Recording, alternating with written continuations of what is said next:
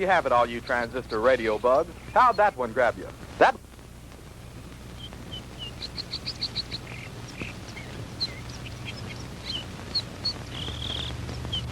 Howie, for heaven's sake, it's almost dark.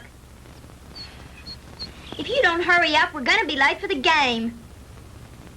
Margie, have you ever tried to fix a fuel pump to a rock and roll beat? Well, I'm sorry it made you nervous. I just thought it was a good chance to get in some practice. It's okay. Forget it. Nothing I can do anyway. At least not way out here. Well, I wish you hadn't taken this crazy nowhere shortcut. Boy, this is like Lossville. I know. I goofed. And I've got to get some help if we're going to get there in time for the kickoff. Hey, didn't we pass a farmhouse about a mile or two back down the road? Yeah, that's right. Back around the curve. Come on, we'll be shorter through those woods.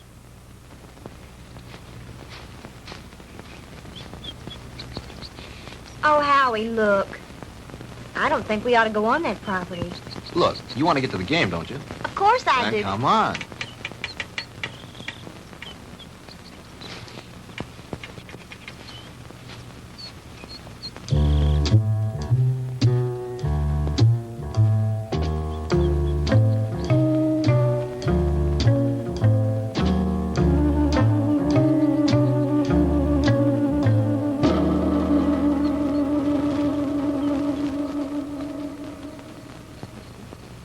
It's cold. It's so dark, we should have brought the flashlight. It isn't working. Batteries are down and I forgot to replace them.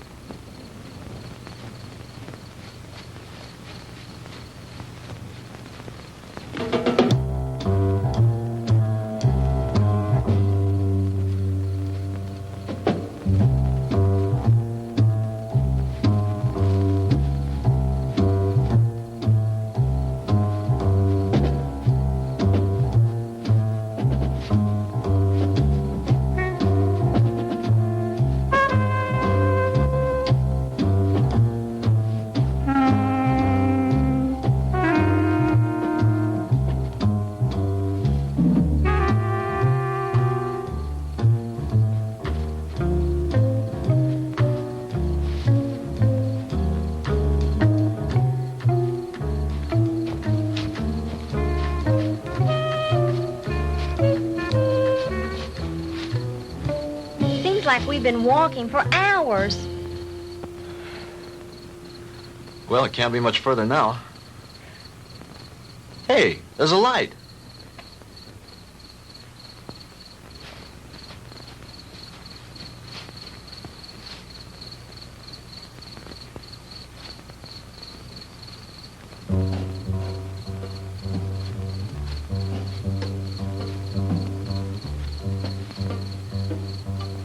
Huh.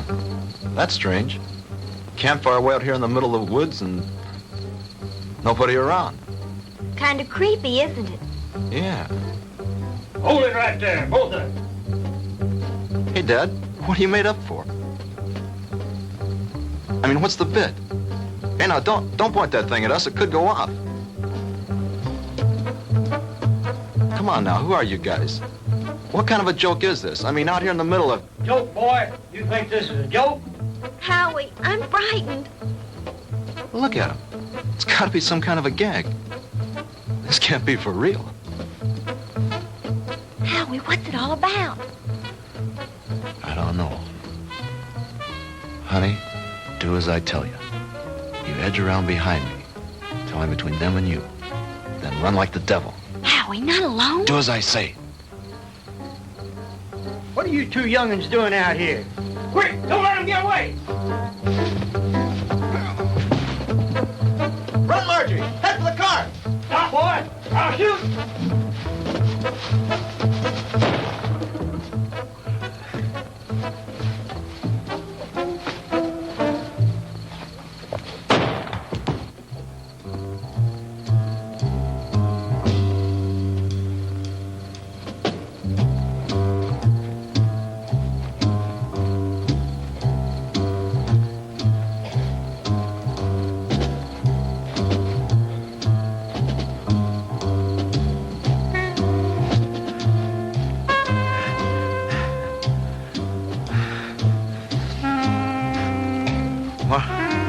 Margie? Margie?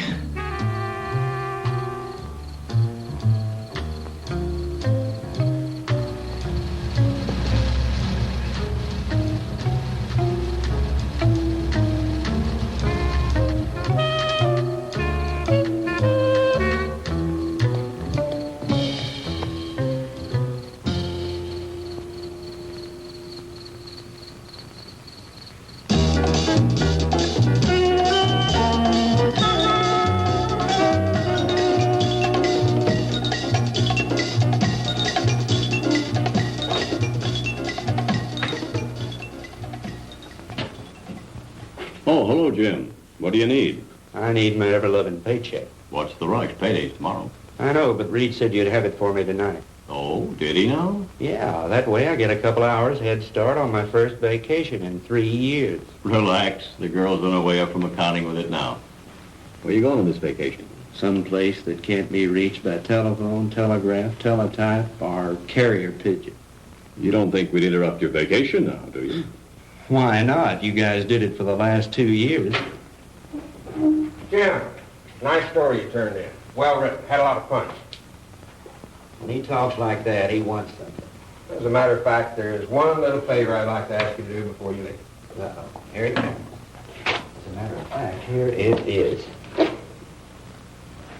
accounting department is certainly coming up with much more interesting figures lately.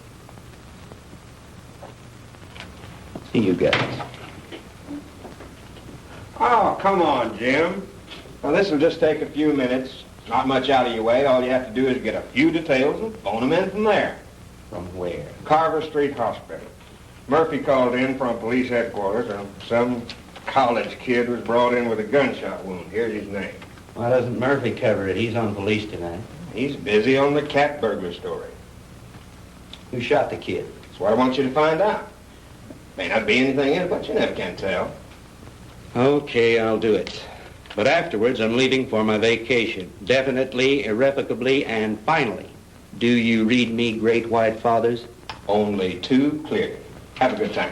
I intend to.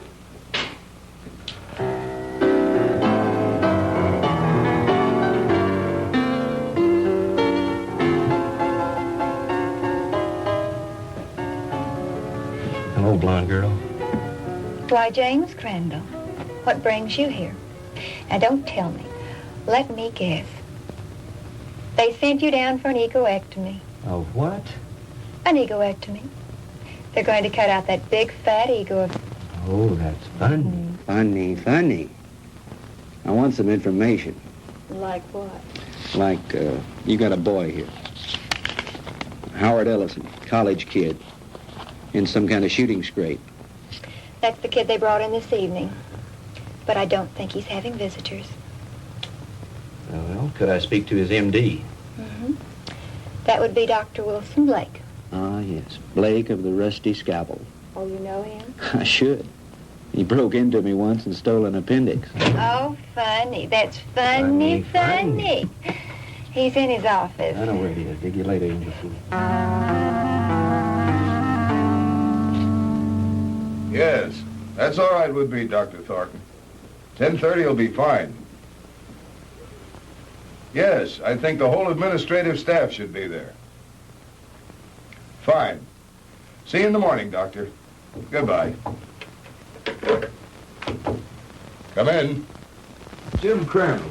Hello, Will. How are you? Hey, number one, how about yourself? No complaints? Can you spare a few minutes? Sure I can. Are you on duty? No, not really. I'm officially on vacation.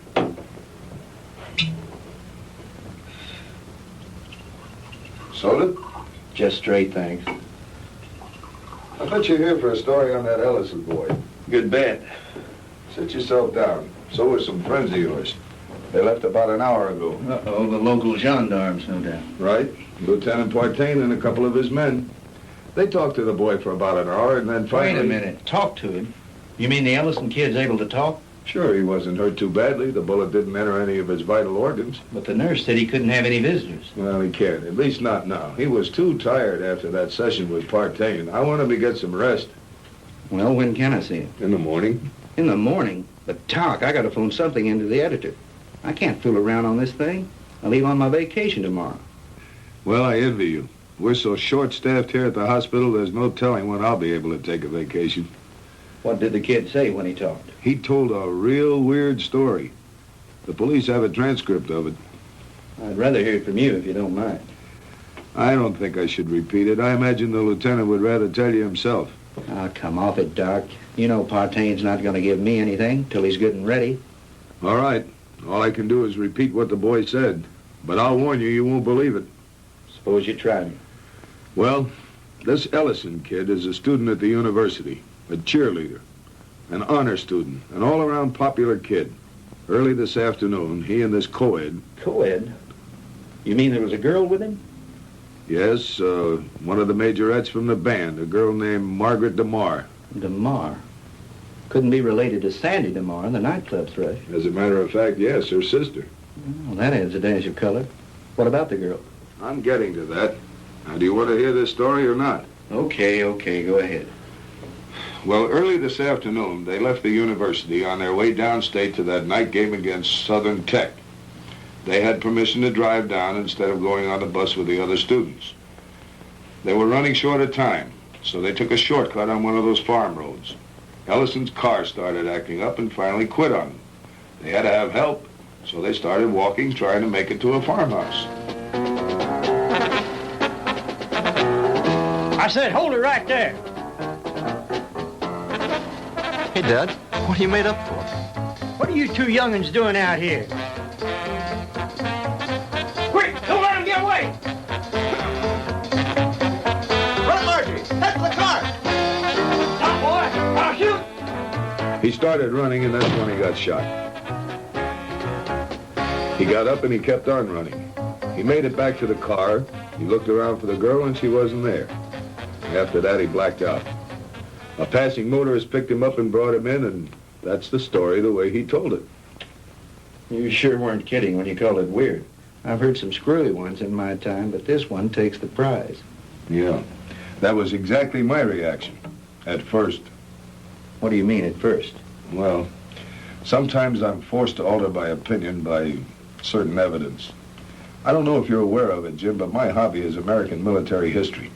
I collect historical military objects like some men collect stamps, like this item that was brought in by a patient a couple of months ago. You know what that is? Well, it looks like some kind of rifle slug. Mm-hmm. I have a cigar box full of those at home. My brother and I used to find those in the woods and dig them out of trees when we were kids, back in Georgia 30 years ago. It was one just like the one you're holding now that I took out of young Ellison's body and gave to the police this evening. And if you ask me, they're going to have to dig a long way back in their ballistics file to find anything that matches that. Yeah? Yeah. You see, that's a mini ball. The kind of a bullet they used during the Civil War.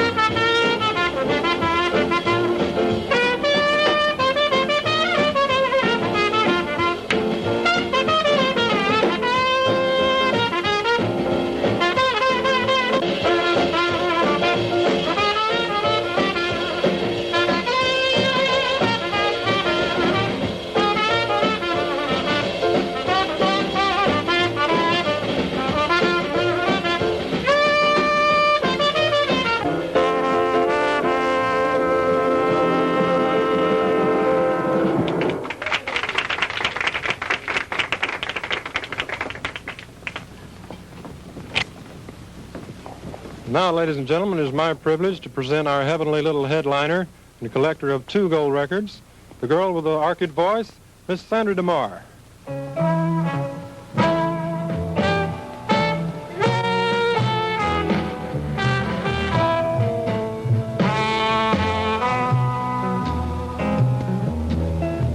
Go on away and leave me alone. I want to be by myself when I cry. And there's gonna be some crying, 'cause I just told my baby goodbye. Get out of here and leave me alone. I don't care whether I live or I die, 'cause my life's already over. It ended when he told me goodbye.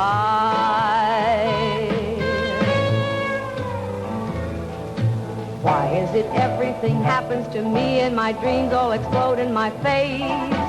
He was my own for a while, but he's gone, and I know no one can ever take his place. So go away and leave me alone. I've got a right to my own private pride. Coming down with the sorrows, 'cause I just told my baby goodbye.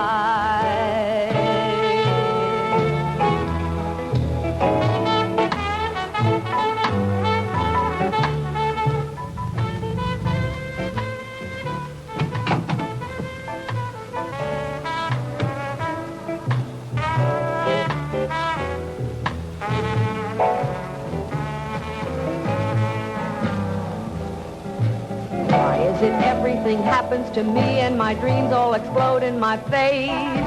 He was my own for a while, but he's gone, and I know Good evening, no Lieutenant. one. Evening, Ramon. No Is this visit official? Oh, there's nothing to worry about. We'd like to talk to Miss DeMar when she's through singing. Did you get her something while you're waiting? Thank you, no, we're on duty. Leave me alone. I've got a right to my own private cry. I'm coming down with the sorrows, 'cause I just told my baby goodbye.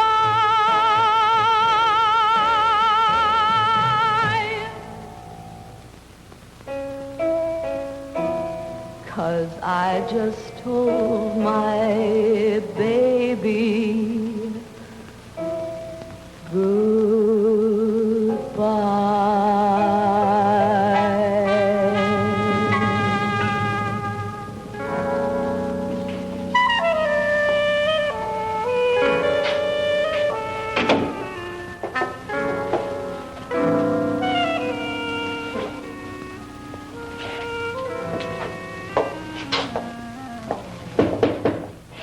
Yes.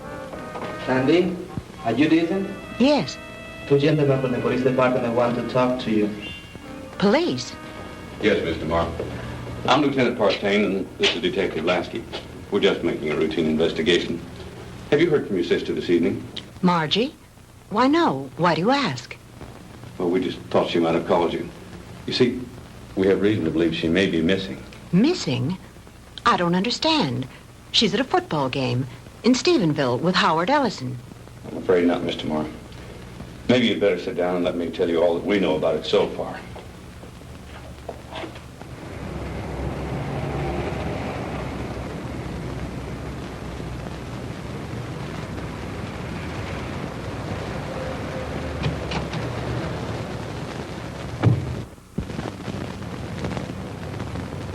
Well, Lieutenant Partain, is it a raid or a payoff? Lasky, we got the Walter Winchell of the Boondocks again. You been talking to the DeMar girl? So you know about it already? Yeah, but not enough. Can you fill me in? At this point, you probably know just about as much about it as we do. Why don't you stop by the office in the morning when we had more time to work on it? Oh, come on, Fred. Can't you give me something tonight? I start my vacation tomorrow. Good fishing.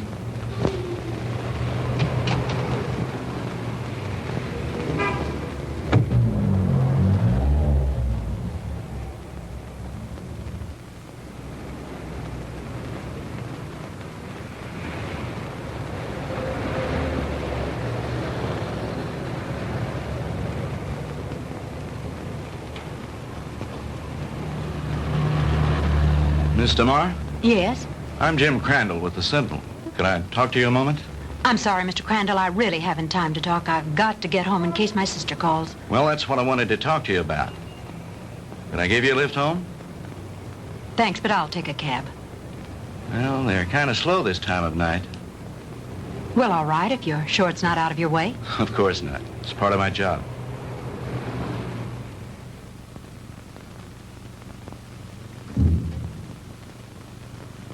What's the matter? Mr. Crandall, I'm too upset to go home. You know my sister's missing. Yes, Do you know where it happened? just about. Would you drive me there? It's nearly 1 o'clock in the morning. Besides, what if she calls you? If she were going to call me, I'm sure she would have done so by now. It's nearly a 45-minute drive up there. Howie was picked up on a farm road just this side of Stephenville. If it's too much trouble, you can drop me at my apartment and I'll take my car. You're pretty determined to go, aren't you? If my sister's in trouble, I've got to be near her. Hop in. I need to go up there myself.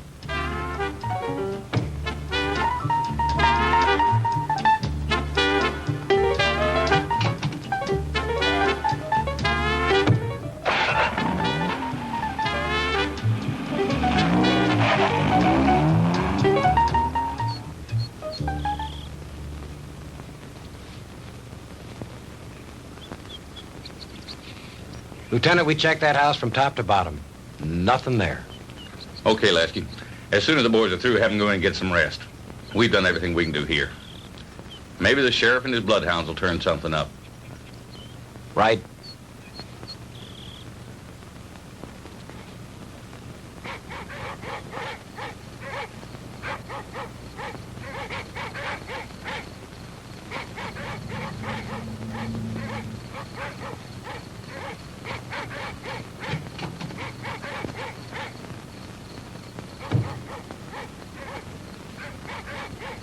Lieutenant Partain around? He's up in the woods someplace. Evening, ma'am. Has there been any news of my sister? You're Sandra DeMar? Here comes Partain now.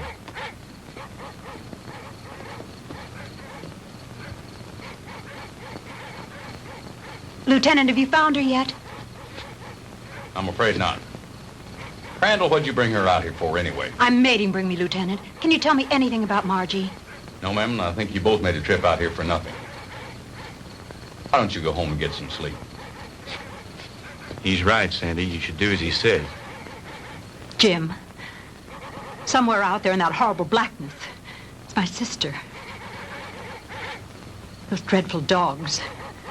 They sound so terribly ominous. Oh, Jim.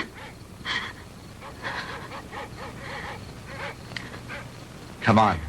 We'd better get back.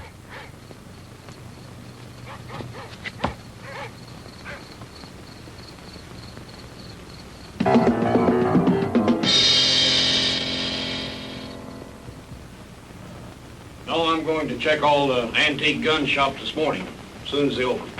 How about the kid's parents? You contact them?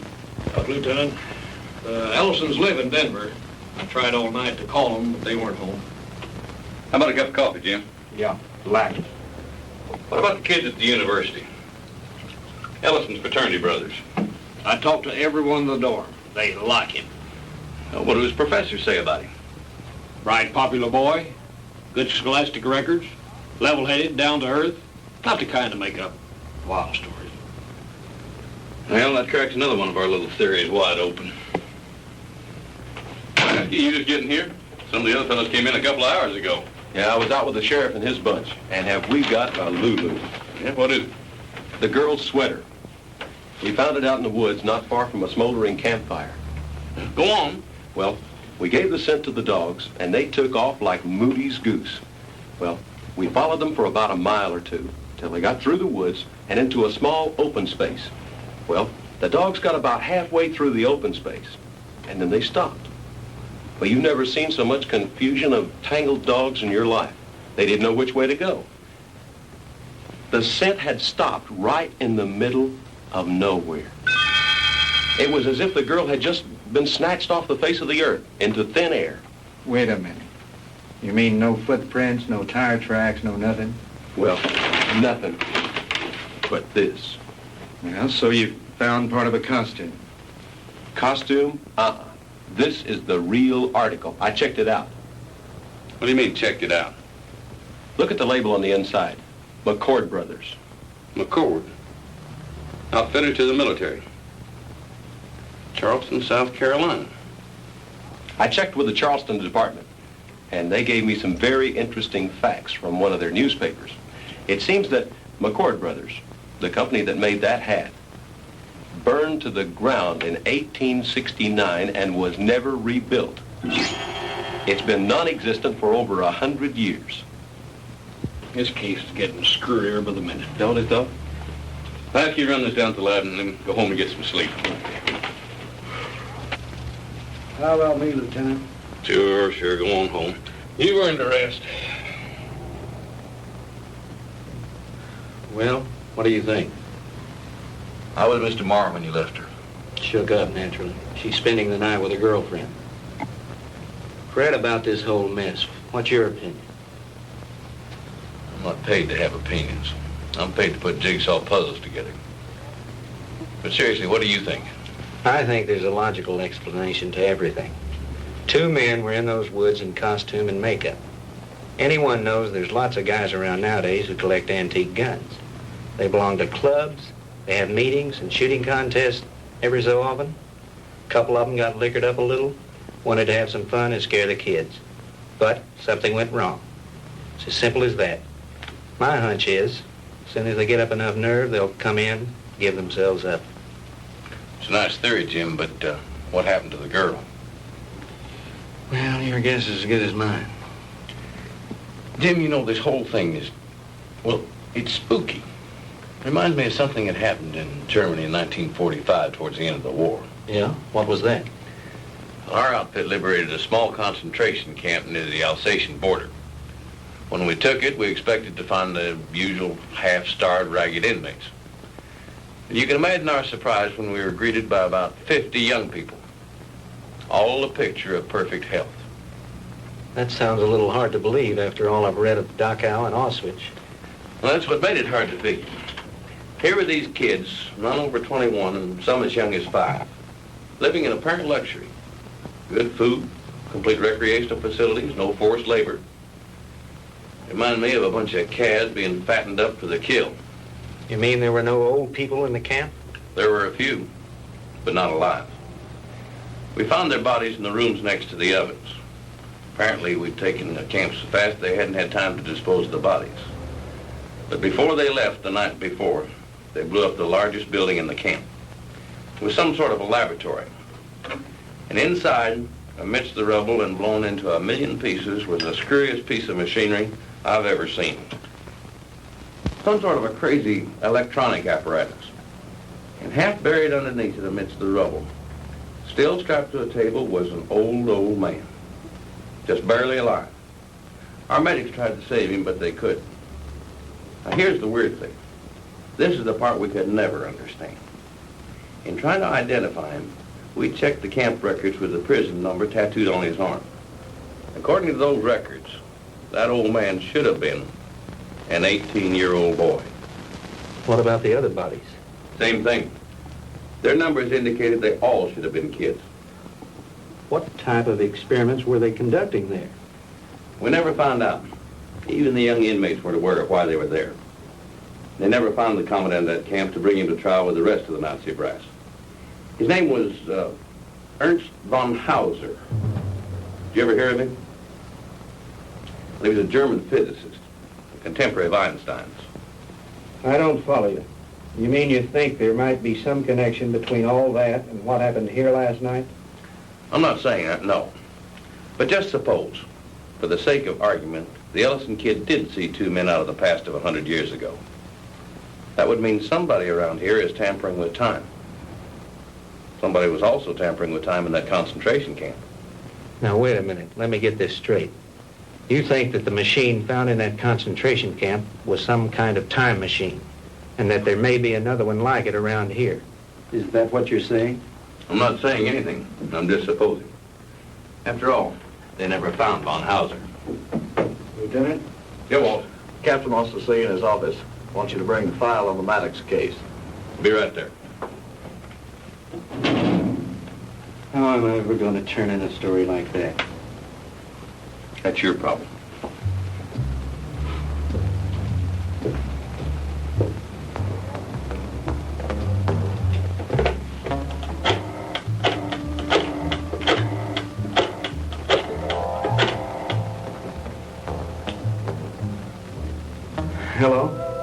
Give me the city desk.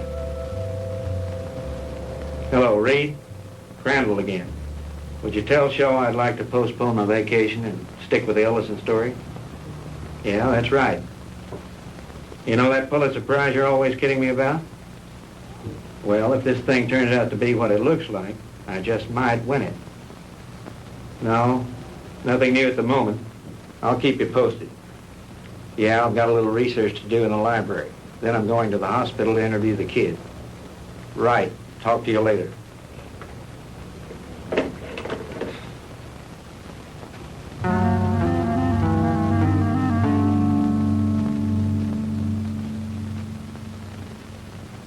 All right, Howie, you can go on with your story.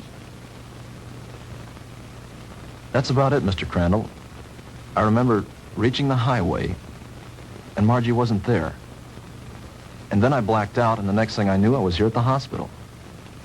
And you really don't think, Howie, that those guys were just a couple of kooks in Civil War costumes? Mr. Crandall, I don't know how to explain it, but I got the distinct feeling that these guys were for real. I mean, like something straight out of Gone with the Wind. Howie, what's your idea of what happened to Margie? Do you think these two guys grabbed her?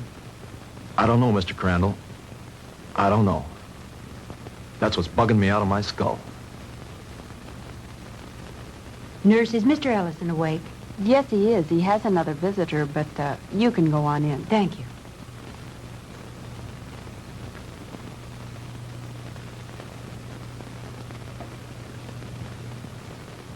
Sandy.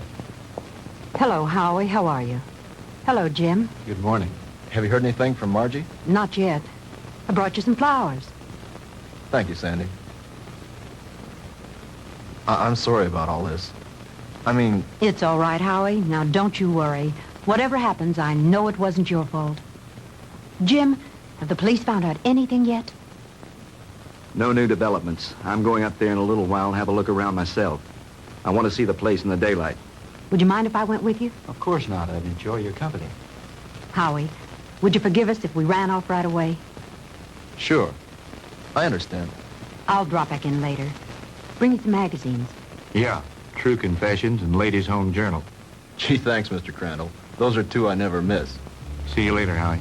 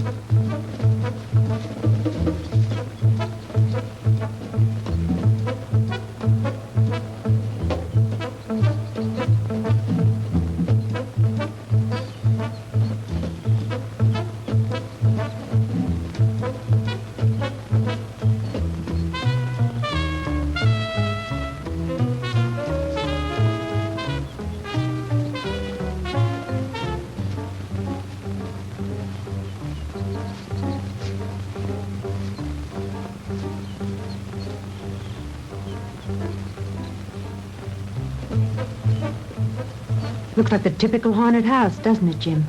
Yeah. The meadow where they found the cap and where Margie's trail ended is supposed to be nearby. Do you think this old place has anything to do with her disappearance, Jim? I don't think so.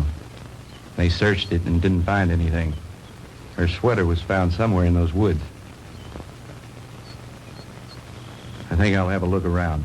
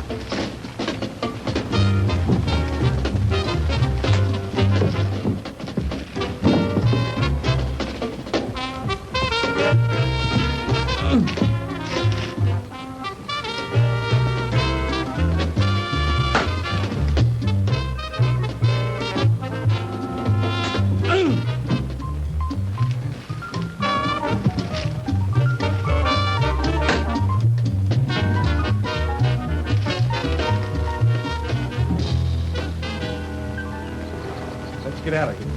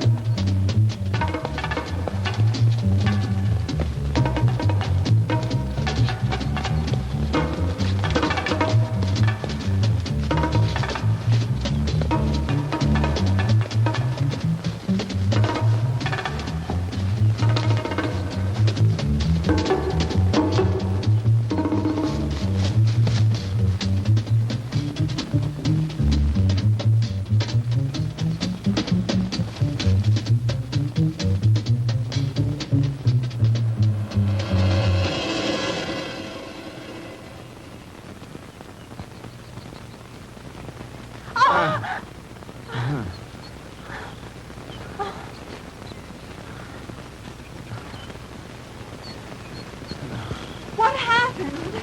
I don't know, but we better get back to the car.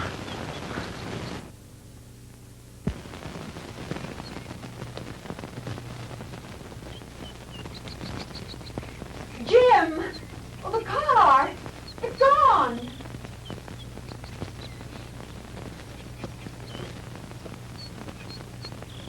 Jim, someone must have stolen it. I would have heard the motor start up. Besides, I had the key in my pocket. Well, this must be the wrong place. This isn't where we left it. This is where we left it, all right. But it looks different here. There are more trees than there were before. And that fence, that wasn't here when we came down the road. And the barbed wire fence is gone. Jim, we're lost. I don't think so. At least, not the way you mean. Jim, I'm frightened. It's all right. Let me think a minute. This road was paved, and now it's dirt. And there isn't a telephone pole in sight. I know. Jim, what is it? What's happening? I don't understand it. Where's the car? Where are we now? Jim, I know you know what's happening to us, and you won't tell me. And why not? What's going on? Fantastic. Incredible. I never really believed it. Tell me what's happening. Sandy. What's going on? What dreadful thing Sandy. is happening? Tell me. It'll be all right. Everything's going to work out. But we have to keep our heads. I believe our best bet is to follow this road and see where it leads. Come on.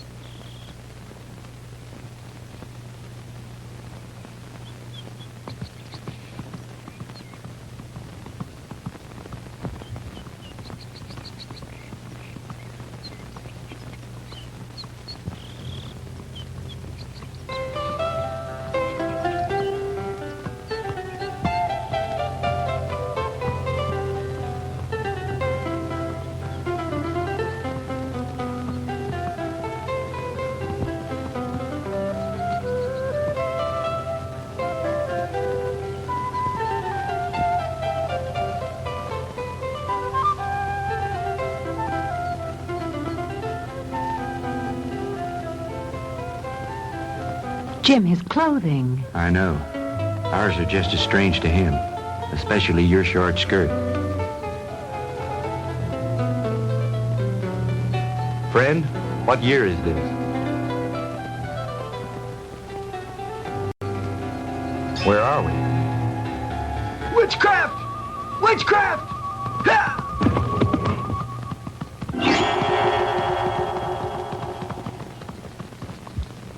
Jim. Honey, I don't know how to explain it, but somehow we've been set back in time. But Jim, that's impossible. Impossible. I know it's supposed to be impossible, but it seems to have happened. Well, let's not try to figure it out now. We've got to get somewhere to find some help. Some way.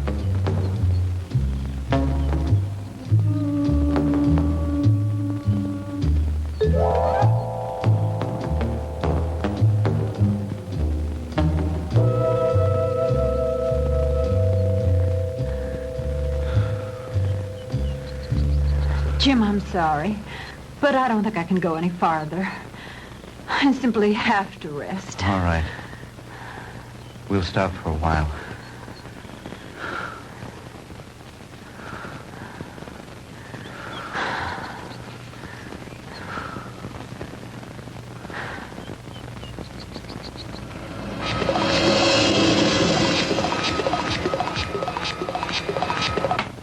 Welcome, my friends, to my little workshop. Do not be alarmed or cause unnecessary commotion. You are in no danger. At least, not for the moment. Won't you please step out?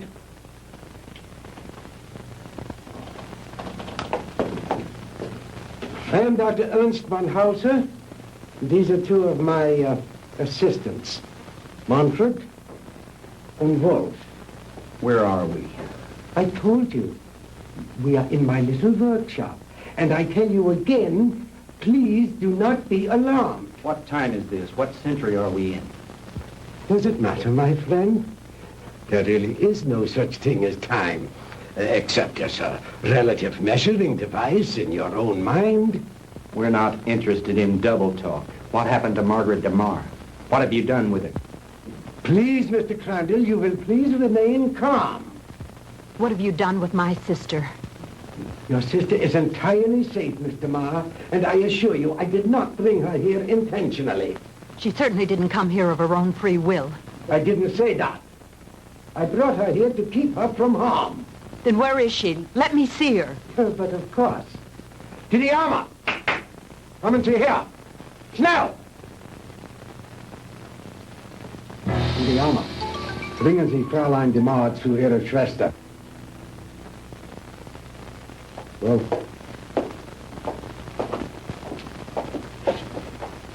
no need for alarm, Mr. Crandall.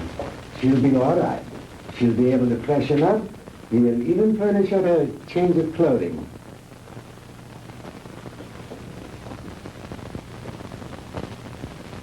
I notice you were intrigued by my servant girl, Didiana. And there you might be. Just a few thousand years ago, she was serving in the court of Tutankhamun, one of the great pharaohs of Egypt. And now, she is serving me. Quite an experience, is it not? This is like a fantastic nightmare. I don't understand any of it. How did you get Margie here? I was conducting an experiment with a pair of gentlemen from the past. When the girl and her boyfriend wandered into the machine's field of materialization and encountered them. They shot the boy. They might have killed the girl had I not teleported her here very quickly. And the two red soldiers? I sent them back to Shiloh, Mr. Crandall. But it doesn't matter. They probably died there anyway. Fantastic. Utterly fantastic. Tell me, Doctor, why did you send Sandy and me back to 1789? I admit I took advantage of you to conduct a little experiment. Oh, it was a little dangerous, but you see, no harm has come to you. Super spectronic relativity? I believe that's what you once called it. Oh, then you are familiar with my work. To some degree, yes. I read up on you this morning in the library after talking with the police. Oh. And what did you learn about me? Quite a bit. I know of your early career and some of the brilliant discoveries you made in the field of physics, and that you were expelled from the International Congress of Physicists because of your theories. Oh, that was a humiliation which will soon be avenged, Mr. Crandall. But go on. What else did you learn of me? Well, I know that you were a friend and sponsor of Adolf Hitler, that you helped elevate him to power in the 30s, and became the organizer and administrator of his Department of Scientific Warfare. That's another thing that puzzles me, Herr Doctor. Why a man of your brilliance should identify himself with a fanatical madman like Hitler. How dare you refer to Adolf Hitler as a madman? He was a great genius, ahead of his time. The world, in its ignorance, was not ready to accept him. The world did not accept him because he was a lunatic, bent on enslaving it.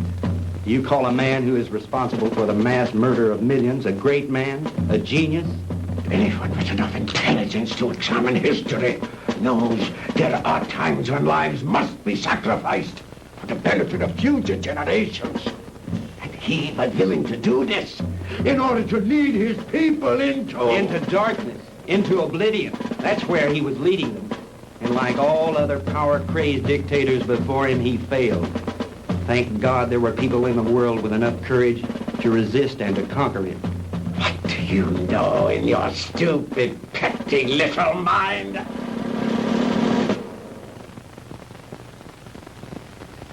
You will forgive me, Mr. Crandall, for my outburst of temper.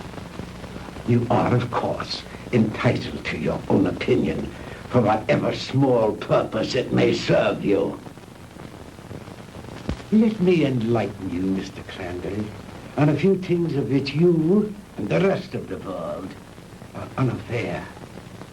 Blame for the loss of the war cannot be laid to Hitler or his doctrines. It was I who failed him. Me and the General Staff.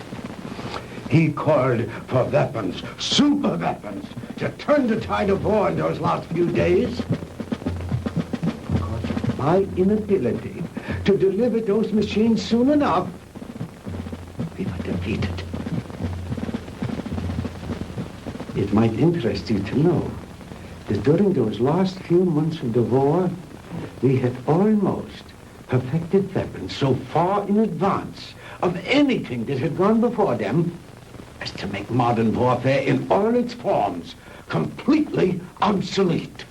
Oh, if we had only had time for further experiments. I know of some of your experiments, like the ones carried out in a certain concentration camp. Oh, then you know about the aging machine. Yeah, they had almost perfected that one when the war ended. Oh, but that machine was one of the more primitive devices, like the jets and the rockets that we used so briefly. We were in the final stages, Mr. Crandall, of perfecting weapons that were truly astounding and against which you would have had no defense. A cannon that killed with sound waves, yet was completely silent. A giant generator gun that could electrocute whole armies in the field. Oh, and more, many more. If we'd have only had a few more months to perfect those weapons, we could have plucked victory from the jaws of defeat. The Third Reich would have endured, not for 1,000 years as the Fuhrer dreamed, but forever. But the fact is that you failed, Herr Doctor. Failed and lost. But you are forgetting one thing, Mr. Crandall. That was 20 years ago. Since then, I have perfected and even improved on my original weapons. And we have conquered time. Dr. Einstein's so-called fourth dimension. Hitler will return, Mr. Crandall, and soon. Your victory was but a temporary one.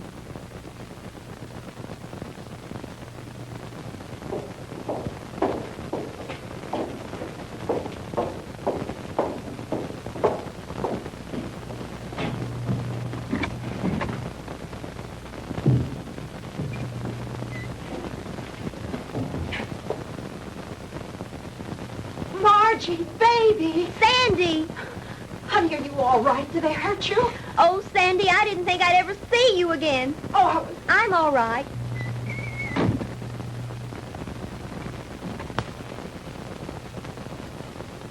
let us out of here. Open this door. Let us out. Please, don't let them keep us here.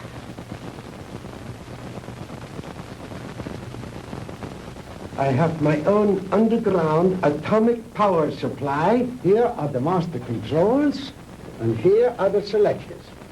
With this dial, I can control the century I wish to deal with.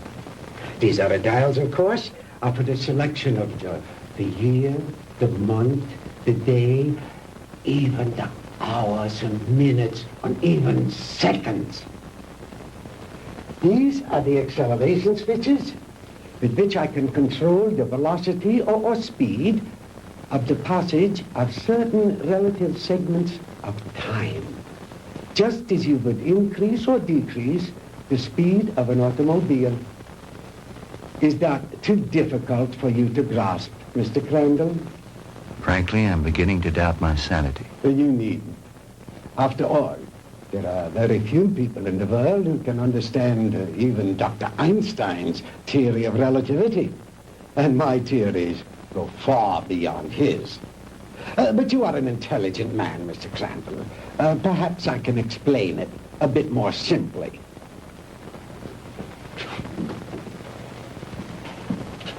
We will let this line represent the world.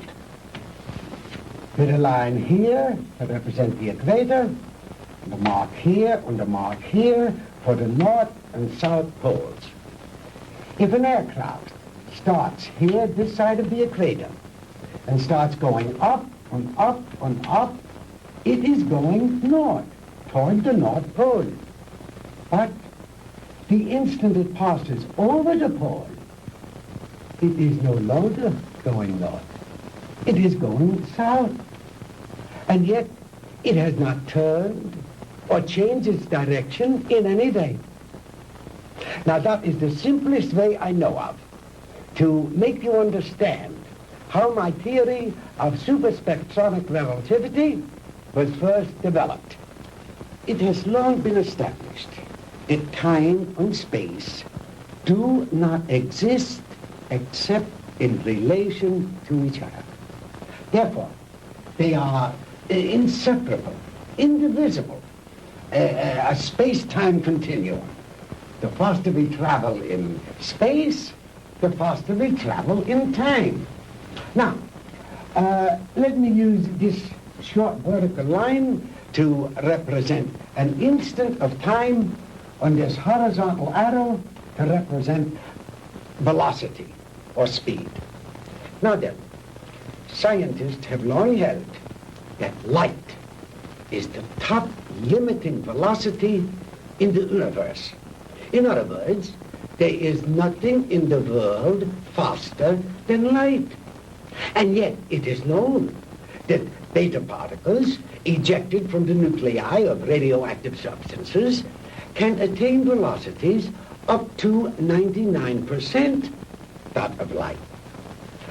Now, I have always based my theories on the premise that there is no limit to space. The universe is limitless. Well, if there is no limit to space, then there is no limit to time, and no limit to velocity. Therefore, I thought there must be something in the universe that was faster than light. Oh, the years of frustration and failure before I finally had to submit to the one irrevocable fact: there is nothing in the universe faster than light. But I discovered a new ray in the spectrum with a wavelength infinitely shorter even than that of the cosmic ray. This ray I called the minus ray. I'm afraid you lost me, Doctor. Well, in other words, while I discovered that the velocity of light is indeed the top velocity in the universe, that velocity need not remain constant. I discovered that through minus rays, velocity could actually be accelerated. And let me illustrate in this way. This line represents an instant in time. An instant, that is, in relation to our immediate vicinity in space. Now, if you enter a dark room or flip a switch, that room is instantly flooded with light. That is because that light, traveling at its great velocity, takes hardly any time at all to cover that small area of a room. It is immediate, instantaneous. Now, if that light had traveled any faster, it would have come on before you flipped the switch. Are you beginning to understand? I think so. Fine.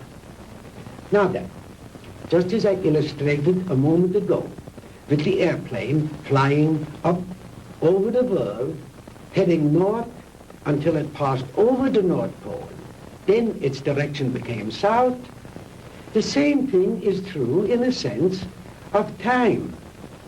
If the velocity of ordinary light, represented by this arrow, should be accelerated, then it will pass beyond the instant, represented by this vertical line, and no longer be moving in the direction of the future, but it will be moving in the direction of the past. It will no longer be going forward in time, but backward. The greater the velocity, or I should say, the greater the acceleration, the further back in time it will travel. In other words, if a guy left New York for Los Angeles and traveled fast enough, he'd get there before he started. You joke, Mr. Crandall, but crudely expressed, that is exactly what would happen. Why are you telling me all this? To impress upon you the superior scientific knowledge that we possess, my friend, and to illustrate why we would have won the war if we had only had a few more months. We were the slaves of time then. Time was our master. But I have changed all that. Now we are the masters, and time is our servant. Ah, you Americans are an egotistical, arrogant lot. How proud and superior you felt as you strutted through the ruined streets of our cities. The proud conquerors claiming the spoils of war. But that is only temporary, my Yankee friend. Soon Hitler will return. We will rewrite history. And the Third Reich will endure. Not for 1,000 years or 100,000 years, but forever. Immortality. The age-old dream of man is ours. The rest of the world will fall at our feet, and we shall rule for all eternity. Oh, good. Did you make the young ladies comfortable? Jawohl, Herr Doctor. And Manfred, did you see that Mr. Marr had a change of clothes? Jawohl. Good. The lecture is over, Mr. Crandall, and you look tired. If you will follow Manfred and Wolf, they will show you to your quarters. We weren't planning on staying. We want out of here now. I'm afraid that is impossible, Mr. Crandall. I must insist that you accept my hospitality. Now, wait a minute. Get your hands off me. Let go. Hornhauser, you can't get away with this.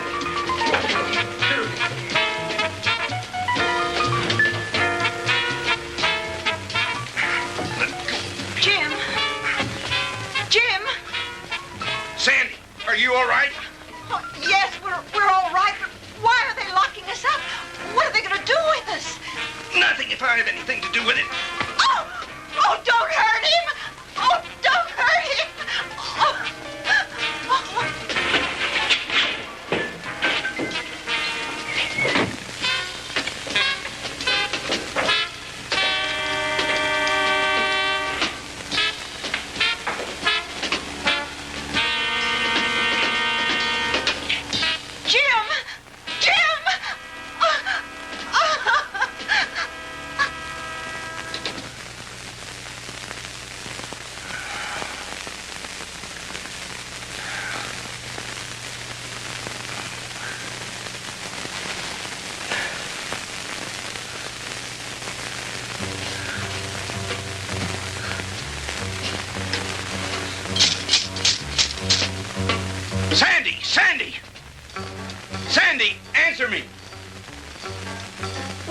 Jim. We're all right. How about you? Just a minor headache, honey. Is Margie still with you? Yes, she's asleep. Jim, I'm scared. What do you think Von Hauser intends to do with us? I don't know. But I do know one thing. I've got to figure a way out of here. Sandy, honey, I'm sorry about everything. I shouldn't have brought you with me this morning. It wasn't your fault. I asked to come along. After all we've been through, you must be beat. Have you had any sleep? No, I was worried about you. Well, try to get some rest while I do some thinking. Okay. As soon as Margie wakes up, I will.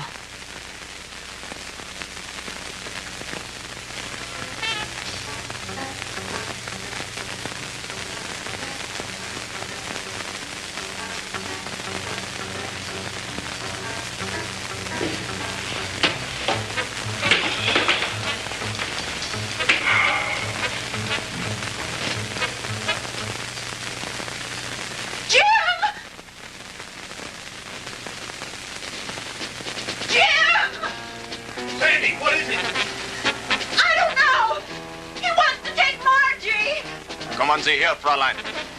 No, no, Sandy, don't let him take me. Kommen Sie her. No, Sandy. No, leave her alone. Take your hands off her.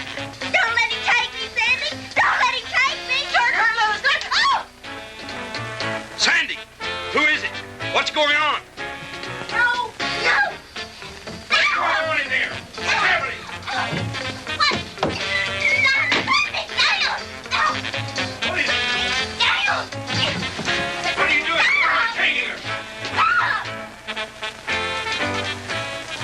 Margie!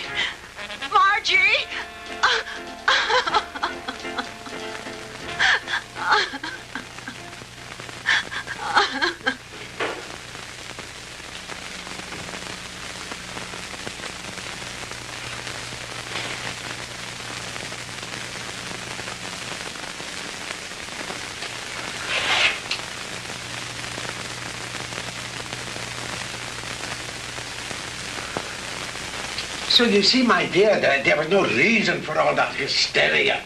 You've really nothing to fear. While I have never before tried sending anyone into the future, there is no reason to believe that the experiment will not be successful. And if something should go wrong, it will happen so quickly, you'll never feel a thing.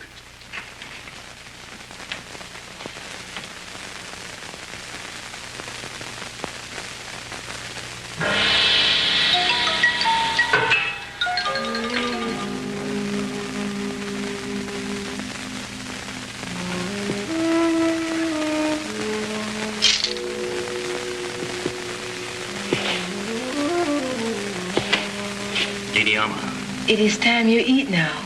You speak English? Many others before you, they teach me talk. You mean there have been other prisoners here? Many. Are there any others here now? They all disappear. You eat now. It is all they give me for you. It's all right. At least it's better than nothing. Didi Alma, you've got to help us. You're our only hope. No. I cannot help you. But you've got to. You're the only one. If you could get hold of the keys. No. They'll kill me. I cannot help you. Please, Didi Alma, listen to me. No. We'll never get out of here if you don't help us. Please, Didi Alma. Please. I bring you food. You eat. Thank you. Sandy, see if you can persuade her to help us. It may be our only hope. Someone come. I must go now. Was ist los, Herr?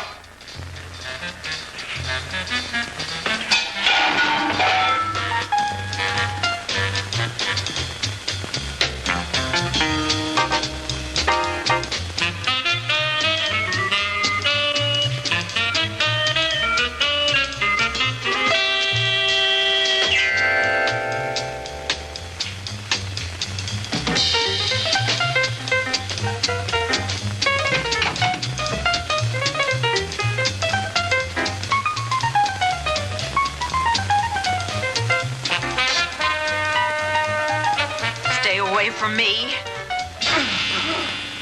Oh!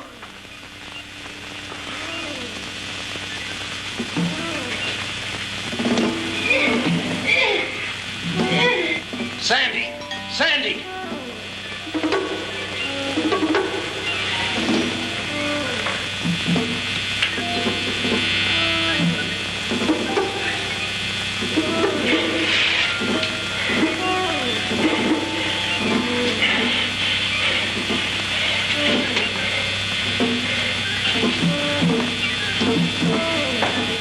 Sandy! Sandy!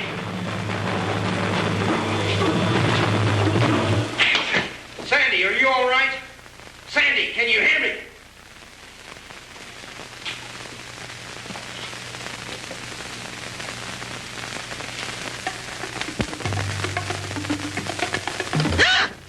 Sandy, honey, thank God you're safe. Quick, get his keys.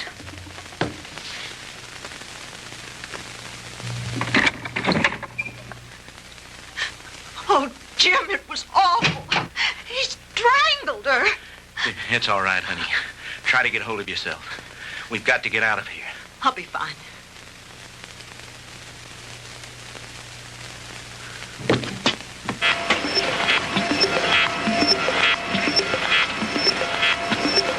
I told you, Mr. Maud, the struggle is useless.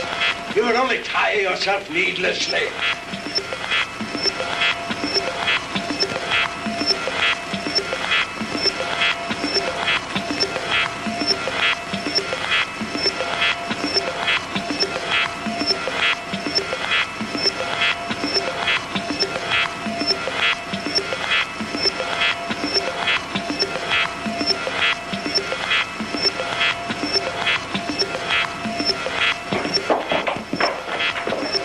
You got that machine on again.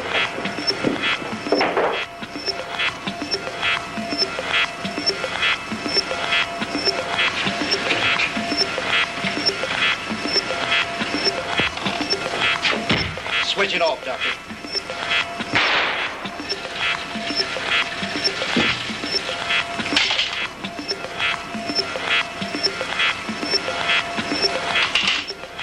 Jim, look, Margie.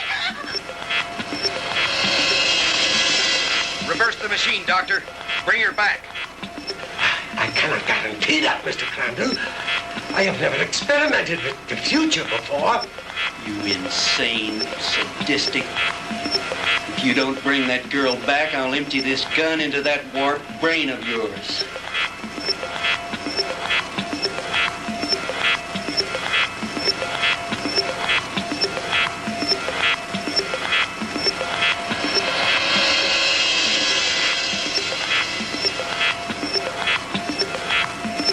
Margie, darling.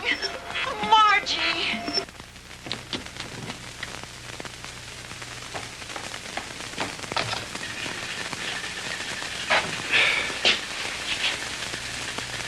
It's too bad, Mr. Crandall, that you are not interested in science.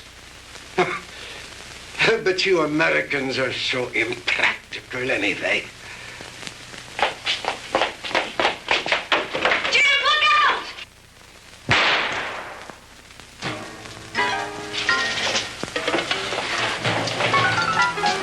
Just don't you try anything, Bunker. Don't try anything.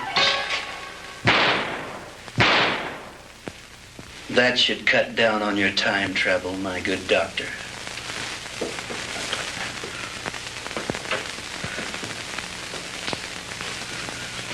How about the attic? You searched that, didn't you? Yes, sir. That's where we found the Nazi soldiers and their radar equipment. Then this house has some connection. Crandall's car was found not too far from here. Von Hauser's headquarters must be around here somewhere.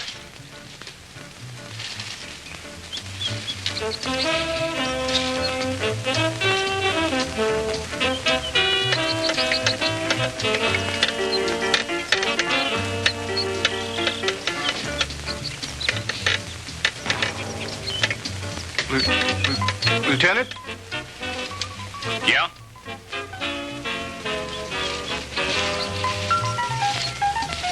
What is it, Finley?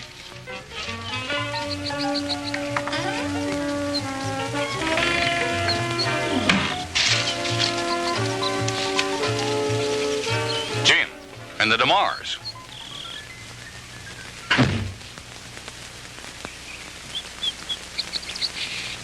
Where in the devil did you three come from? Von Hauser's country place, Fred. We spent a very interesting night there. Where is Von Hauser? Down there in his laboratory. Listen. What's that sound? That's the machine. You'd better stop it before he gets away. Lasky, you come with me. Then you stay here with them. What machine? The time machine. The what machine?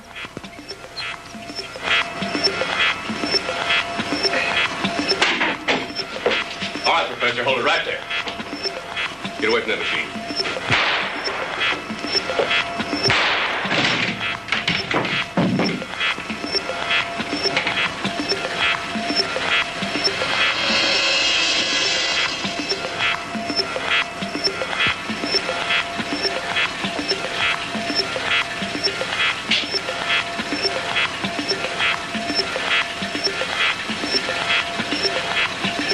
If I hadn't seen it with my own eyes, Lieutenant, I wouldn't believe it. I know. Ask you if you ever tell anyone what I'm about to do, I'll have your job so help me. Is that clear? Lieutenant, I ain't seen nothing. Well, I don't know what makes this contraption work, but I think I know a darn good way to shut it off.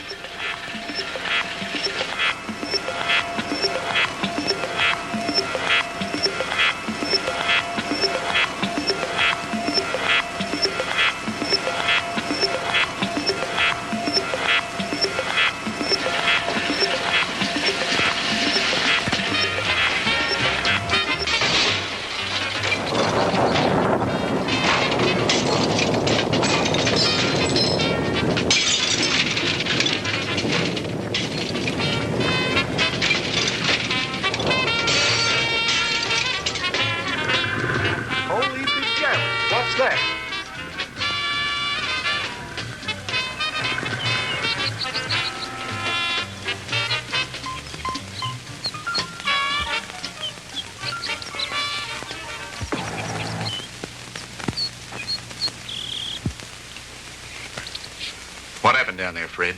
Forget it. Finley, call Miller at headquarters, have him send some of the boys out. Are you two all right? Everything's fine, thank you, Lieutenant.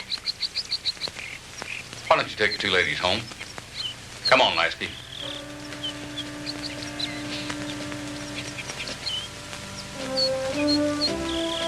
The machine?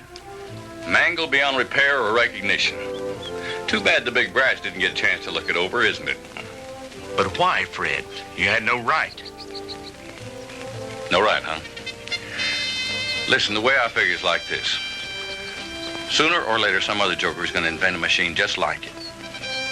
Maybe by then the world will be ready for it. God only knows we aren't now. Hydrogen bombs are enough for people to worry about.